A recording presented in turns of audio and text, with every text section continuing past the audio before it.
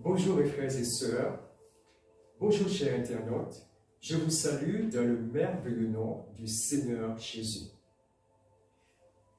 Que Dieu soit béni, que Dieu soit loué. Nous l'exaltons parce qu'il est un grand Dieu. C'est lui qui a créé les cieux, la terre, la mer et tout ce qui vit. Que son nom soit béni. Aujourd'hui, je vous parlerai du Seigneur, bien sûr. Et le titre du message est « Dieu est au contrôle ». Alors, gardons la foi en lui.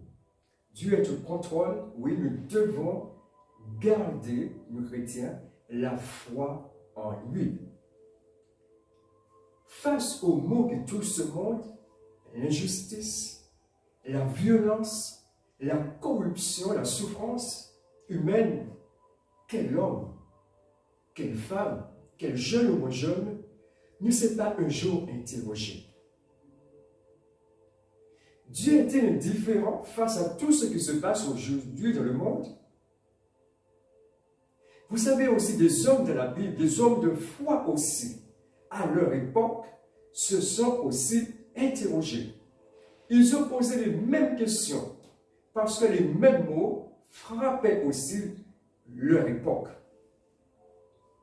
Et il y a un homme de Dieu, l'Ecclésiaste, qui disait ceci, Ecclésiaste au chapitre 1er au verset 9, qui dit ceci, « Ce qui a été, c'est ce qui sera. Et ce qui s'est fait, c'est ce qui se fera.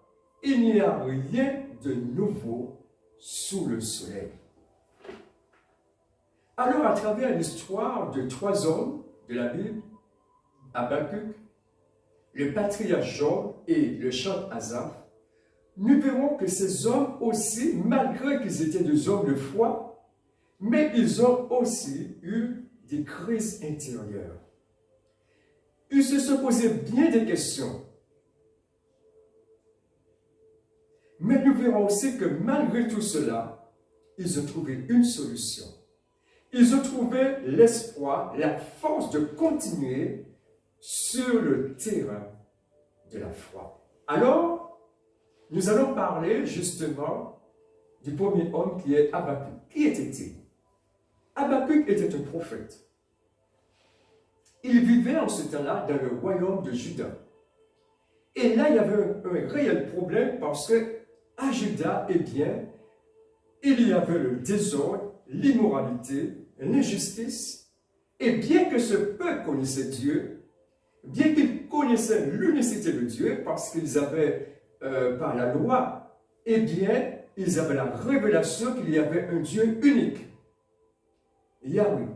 Mais malgré tout cela, volontairement, ils ont décidé de dire « bye bye à Dieu.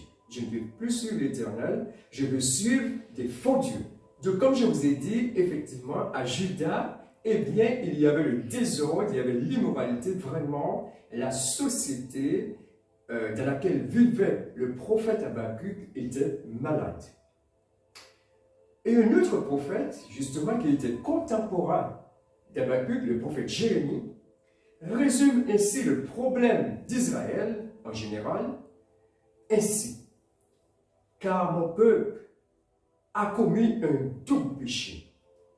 Ils m'ont abandonné, moi qui suis une source d'eau vive, pour se creuser des citernes crevassées qui ne retiennent pas l'eau. Ceci est rapporté dans le livre de Jérémie au chapitre 2, verset 13. Oui, l'Éternel est une source d'eau vive. C'est lui qui apporte le bonheur, c'est lui qui apporte la joie, c'est lui qui apporte ce que notre être intérieur a besoin. Et ceci me rappelle de Jésus dans les évangiles, lorsqu'il a rencontré un jour une femme samaritaine. Elle était venue puiser de l'eau. Et Jésus, en conversant avec elle, Jésus va lui dire ceci. Le livre de Jean, au chapitre 4, au verset 13 à 14. Jésus lui répondit, « Quiconque boit de cette eau aura encore soif. Mais celui qui boira de l'eau que je lui donnerai n'aura jamais soif, et l'eau que je lui donnerai deviendra en lui une source d'eau qui jaillira jusque dans la vie éternelle. Amen. Amen.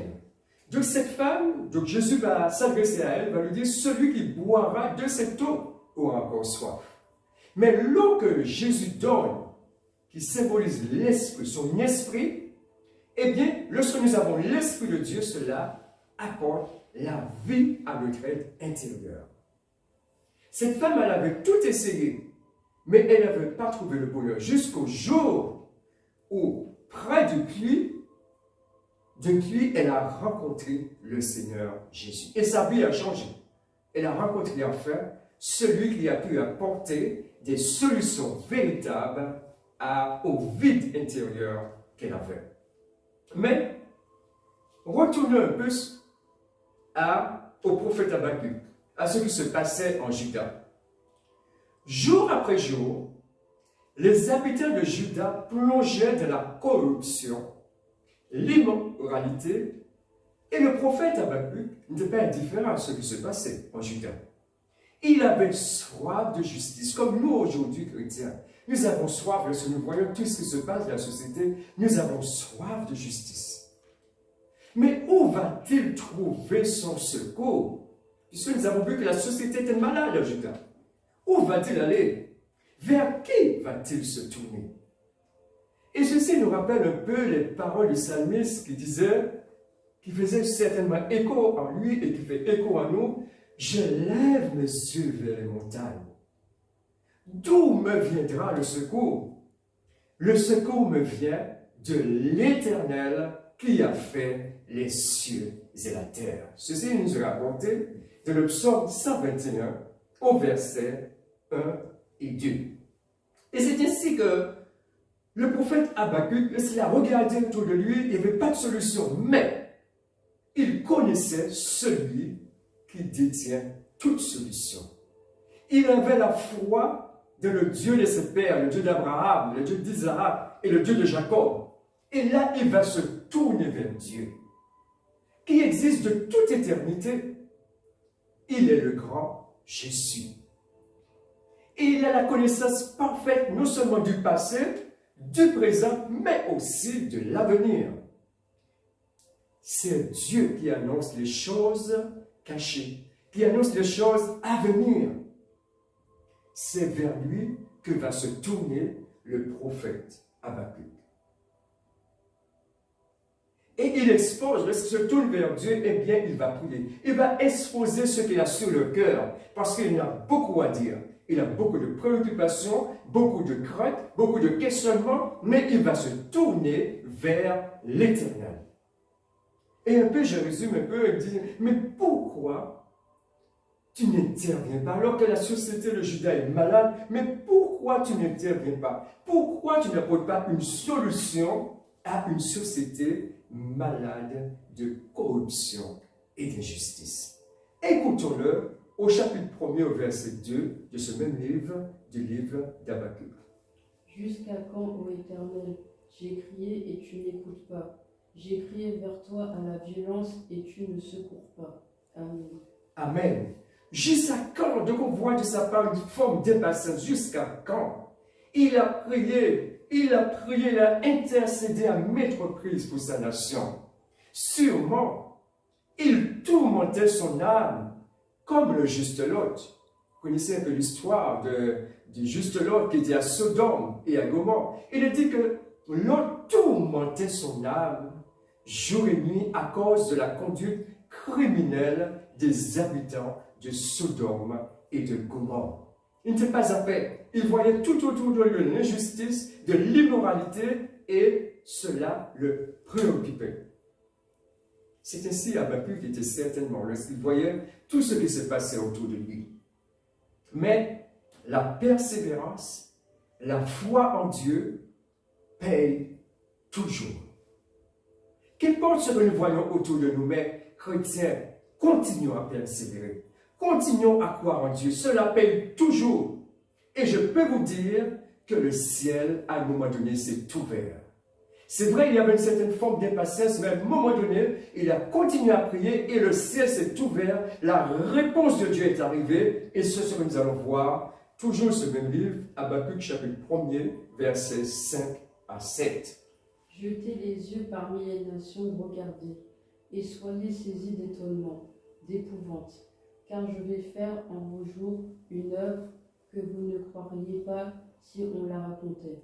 Voici, je vais susciter les Chaldéens, peuple furibond et impétueux, qui traverse de vastes étendues de pays pour s'emparer de demeures qui ne sont point à lui. Il est terrible et formidable, de lui seul viennent son droit et sa grandeur. Amen. Amen. Donc nous voyons que Dieu a répondu. Dieu a répondu aux prophètes qui se posaient beaucoup de questions, beaucoup d'idées, beaucoup de pensées traversaient son esprit. Dieu a répondu. Par contre, quand Dieu a répondu, eh bien, cela a été déconcertant pour le prophète. Il n'a pas compris. Il n'a pas compris totalement la façon de procéder de Dieu. Il n'a pas compris. Et il va le faire comprendre au Seigneur, je ne comprends pas. Comment tu me dis que pour traiter le problème de Juda, tu vas envoyer encore une nation beaucoup plus corrompue pour châtier Juda? Les Babyloniens étaient réputés pour leur méchanceté, pour les actes de violence envers les peuples conquis. Et c'est comme si Dieu lui disait, Dieu lui annonçait l'avènement d'un règne encore beaucoup plus terrible, un règne de terreur, d'injustice, pire encore que ce qu'il connaissait à Juda. Dieu ne justifie pas sa décision, mais il annonce simplement ce qu'il va faire. Il montre par là qu'il est le Dieu souverain, qui contrôle l'histoire du monde. Le Tout-Puissant veut montrer au prophète que malgré une situation alarmante, catastrophique, mais qu'il est au contrôle des événements. Malheureusement, la solution devait passer par l'invasion du peuple, l'invasion de Juda, par les Babyloniens qui vont d'une part assiéger Jérusalem et après vont détruire le pays et vont emmener en captivité les habitants de Juda. D'ailleurs, le devenir de cet empire a été annoncé par l'Éternel, non pas un prophète, mais au roi Nebuchadnezzar, un des plus grands monarques que cette terre ait connu. Le Seigneur va s'adresser à lui et va lui montrer par un rêve le devenir du monde, tout ce qui va se passer jusqu'à la fin des temps. Et un jour, ce monarque, alors qu'il dormait, il a eu un songe. Et lorsqu'il s'est réveillé, effrayé, il va appeler les astrologues, il va appeler, je dirais, sa cour, pour lui donner une explication. Mais chose qui ne s'était jamais passée dans aucun royaume, il va non seulement leur dire de lui donner l'explication, mais autrement dit aussi, de lui dire ce qu'il a rêvé. Nous voyons que c'est une situation vraiment impossible. C'est ce que va lui rappeler un peu sa cour. Mais non, jamais une telle chose ne s'est passée. Et là, le roi, en colère, eh bien, il s'est mis en colère contre sa cour. Mais Dieu, dans le royaume, il y avait un homme qui craignait l'Éternel. Il y avait un groupe, ils n'étaient pas nombreux, mais ils craignaient le Dieu des cieux. Et cet homme s'appelait Daniel. Lorsqu'il a eu la connaissance de ce que le roi avait dit, eh bien, qu'est-ce qu'il a fait? Il s'est mis en prière. Parce que cet homme, chaque jour, se mettait en prière, matin, midi et soir, et il louait Dieu. Donc, il y avait une situation difficile, mais il s'est dit, je connais le Dieu de mes pères. Il peut me donner une solution. Et là, il s'est mis en prière, et finalement, la nuit, Dieu révèle le rêve à Daniel, qui à son tour le rapportera au roi Nebuchadnezzar et lui montrera entre autres que, eh bien, il y a 4 empires qui vont surgir dans le monde. Tyranniques, les plus méchants que les autres. Toi-même, tu es, parce que le roi avait fait le rêve d'une statue, toi, tu es la tête d'or. Mais nous voyons que cette statue était composée de différentes matières. Il y avait le bronze, il y avait le fer, il y avait tout cela. Mais cela symbolisait, comme je vous l'ai dit, les différents empires qui allaient arriver dans le monde jusqu'au retour du Seigneur Jésus. Et tout à coup, qu'est-ce qui se passe? Eh bien, une pierre se détache sans le secours du coup de main et brise tout ce royaume-là. Et nous allons voir par la suite ce que représentent ces pierres. Donc nous voyons, mais retournons au prophète Habakkuk. Donc il pose une question à l'Éternel, mais Seigneur, je ne comprends pas. Je m'attendais à une réponse, mais comment se fait-il que tu vas appeler un peuple beaucoup plus corrompu pour châtier Juda? Je ne comprends pas. Et le prophète est déconcerté, il ne comprend rien à rien. Et même, il semble même qu'il lance un défi à Dieu en disant, mais toi Seigneur, tes yeux sont tellement purs, comment toi qui es infiniment saint, tu peux accepter cela? Voyons ce qu'il dira dans Habakkuk au chapitre 1er, versets 12 à 13. N'es-tu pas dans toute éternité, Éternel, mon Dieu mon saint? Nous ne mourrons pas. Ô Éternel, tu as établi ce peuple pour exercer tes jugements. Ô mon rocher, tu l'as suscité pour infliger tes châtiments. Tes yeux sont trop purs pour voir le mal, et tu ne peux pas regarder l'iniquité. Pourquoi regarderais-tu les perfides et te tairais-tu, quand le méchant dévore celui qui est plus juste que lui? Amen. Amen. Donc il s'interroge, il est déconcerté, il ne comprend rien à rien, mais il garde la foi en Dieu malgré tout. Et comme une sentinelle, il va aller sur la tour pour guetter la réponse de Dieu. Il a prié et il sait que son Dieu va répondre. D'ailleurs, son seul espoir, il ne peut pas se tourner vers sa nation est en train de sombrer, mais il se tourne vers l'Éternel, parce que c'est son seul espoir. Réponds-moi. Et alors que l'avenir est sombre, tout n'est que oui, les Chaldéens commencent à arriver pour semer la terreur et la mort. Mais Habakkuk, il garde sa foi en Dieu. Et il sur la tour, il guette la réponse de Dieu. Et le Seigneur, effectivement, répond. Il admet effectivement que les Chaldéens sont corrompus, violents, qui se livrent au pillage, qu'ils infligent des traitements dégradants au peuple assujetti, qui n'ont aucun respect de la nature. Mais Dieu dit au prophète que ce peuple sera jugé à son tour. Parce qu'ils finiront par se détruire eux-mêmes par leur méchanceté et leur orgueil. Et effectivement, quand on étudie l'histoire de cet empire, il y a eu effectivement un moment de gloire, un moment vraiment de gloire pour ce peuple, mais après, eh bien, ils ont commencé à décliner.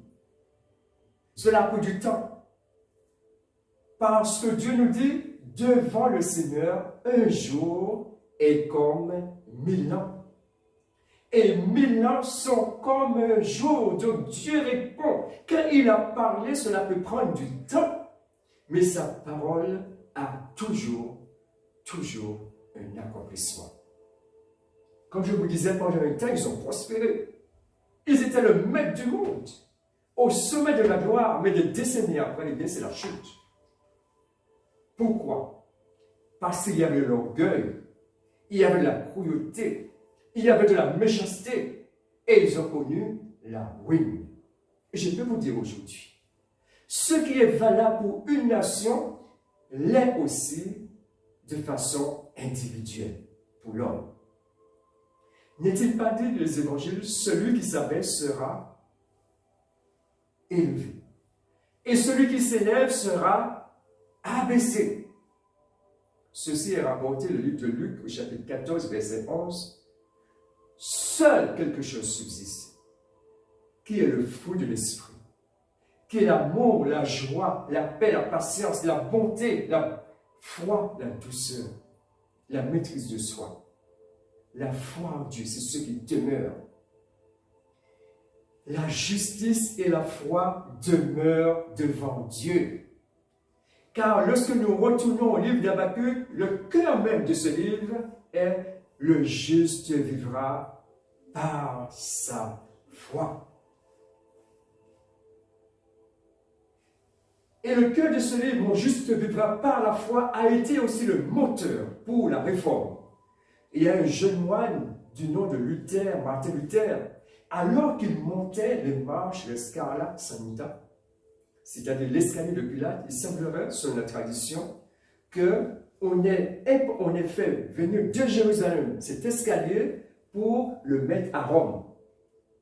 Et toujours selon la tradition, il semblerait que même le Seigneur ait marché sur cet escalier avant de rencontrer Pilate, qui, on sait après, il a été notre Seigneur crucifié. Mais alors qu'il montait ces marches, eh bien, ces paroles ont résonné en lui. « Mon juste vivra par la foi ». Et cela a été un moment, un déclencheur, où il a même défié le pape en disant « Le salut est accordé uniquement par la foi ». Et les Saintes Écritures. Pas besoin d'une ribambelle de choses, mais par la foi en Jésus et par la parole de Dieu.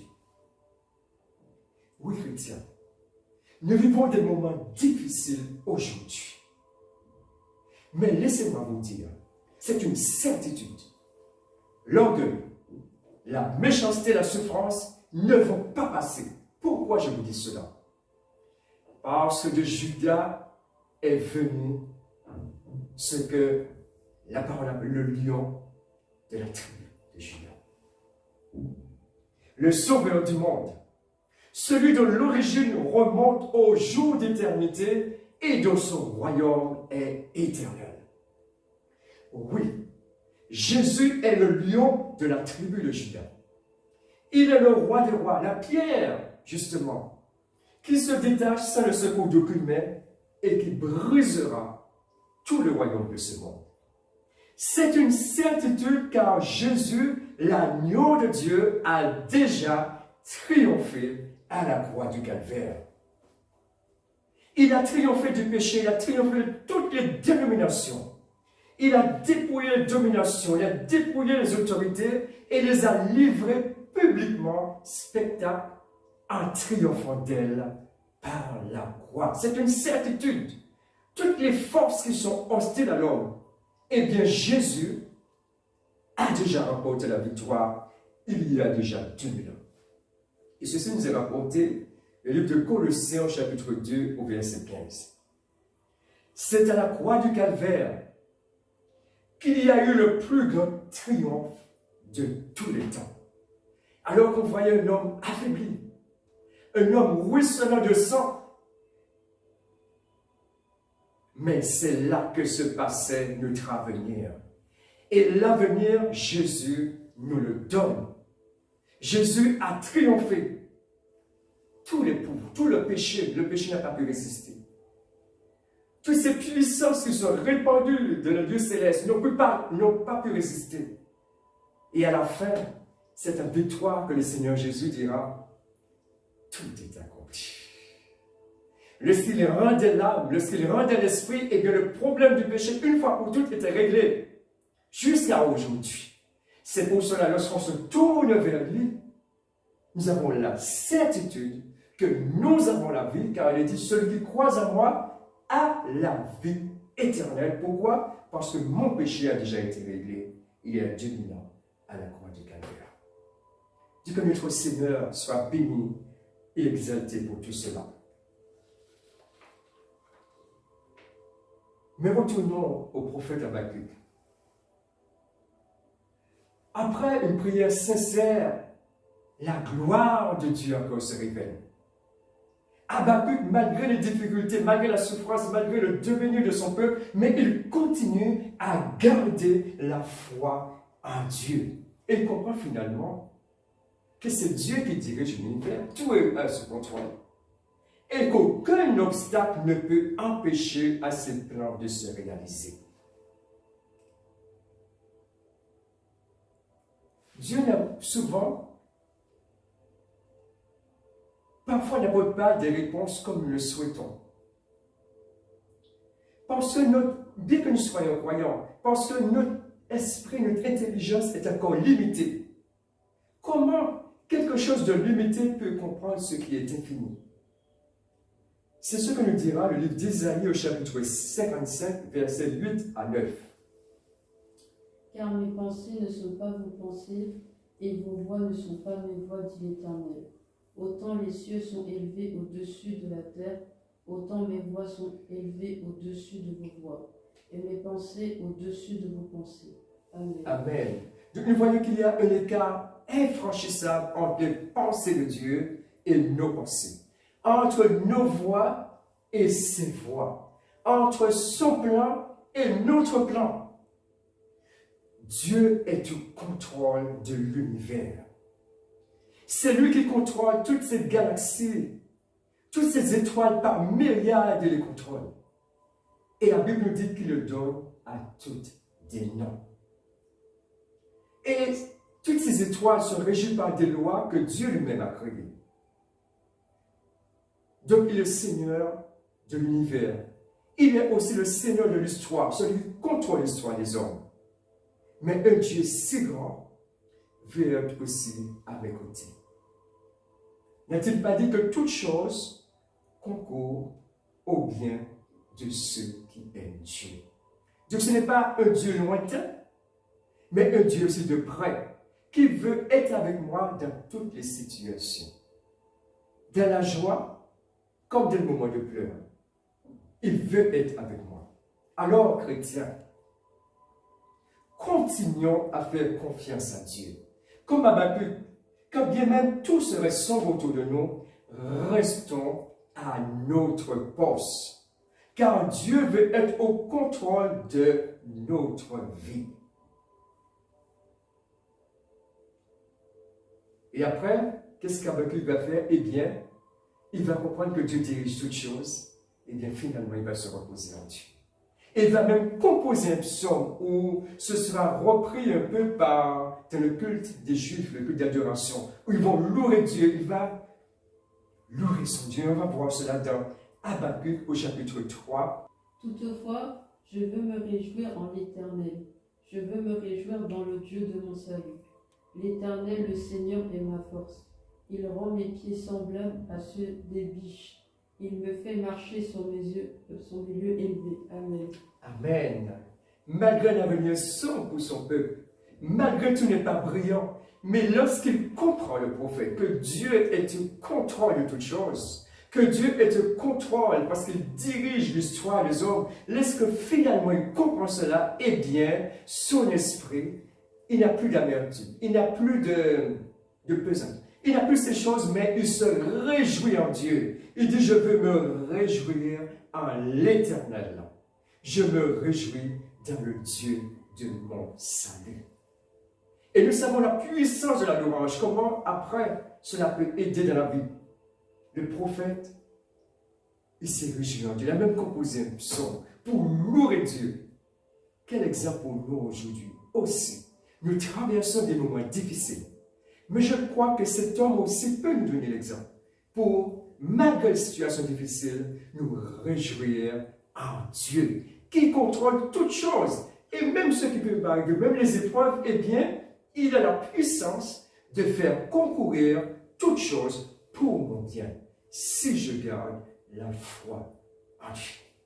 Alors, réjouissons-nous, comme le dit encore le livre de Philippiens, réjouissez-vous toujours dans le Seigneur. Je vous le répète, réjouissez-vous. C'est notre force. Si cela a été la force d'Habakkuk, la force encore de bien d'autres hommes de Dieu, eh bien, aujourd'hui, c'est notre force. Nous réjouir en Dieu qui contrôle toutes choses, qui contrôle notre avenir, qui contrôle toute situation. Réjouissons-nous à l'Éternel. Voilà effectivement l'attitude que nous devons imiter, nous chrétiens. Gardons la foi en Dieu.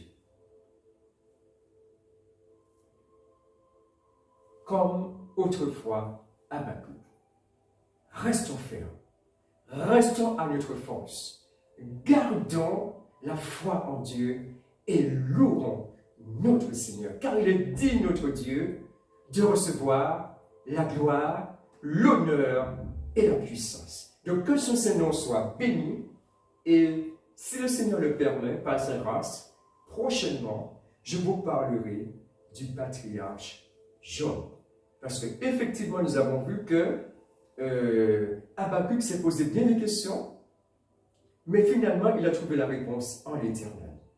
Et bien, nous allons voir prochainement aussi comment Job s'est posé bien des questions concernant la souffrance et bien d'autres choses, mais finalement, il trouvera sa réponse. Donc, que le Seigneur vous bénisse, et comme je vous ai dit, gardons la foi. Louons notre Dieu, qui est finalement notre force et notre appui. Que ce Seigneur soit béni.